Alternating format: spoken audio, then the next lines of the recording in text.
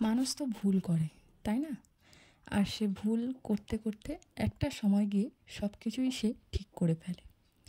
হ্যাঁ, আমি আজ আমার দিদির এই ফোন কেসটাতে একটা ডিজাইন করছি।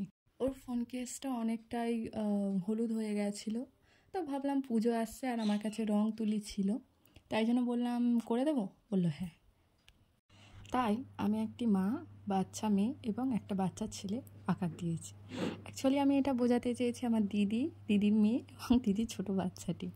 ডিজাইনটা করার পরে তারপর রং শুরু করে দিলাম। এরকম একটা কাজ ফেসবুকে প্রীতম সরকার দা ওনার অনলাইন ক্লাসে মানে একটা পোস্ট করেছিলেন, তো সেখান থেকে কিছুটা আইডিয়া নিয়ে এইটা আমি করেছিলাম। তোমরা সকলে কমেন্ট করে জানিও কেমন লাগলো।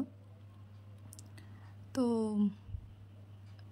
এবং তারপরে সমস্ত কালারটা হয়ে যাওয়ার এটার উপরে রেজিন দিয়েছিলাম। রেজিনটা আমার ছিল না, এটা আমি 2-3 দিন ধরে শুকিয়েছি, তারপরে রেজিনটা অনলাইনে অর্ডার করলাম। দেখলাম যে যেহেতু এটা মোবাইল কভার, বেশি দিন টিকিয়ে রাখা দরকার।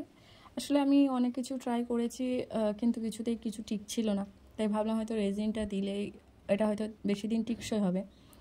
বাট রেজিনটা মাঝখানের দিকটা একটু বেশি পরিমাণ ছিল, যার জন্য মাঝখানে কিছু হয়নি, কিন্তু ধারের দিকগুলোতে রেজিনের পরিমাণ কম ছিল বলে এগুলো বেশ কয়েকদিনের মধ্যে জিনিসটা উঠে গেছে আর কি, রং সমেত উঠে গেছে।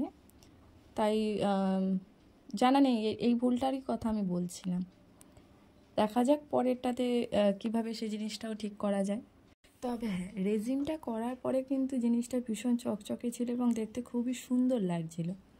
আর তোমাদের কেমন লাগলো অবশ্যই করে কমেন্ট করে জানিও।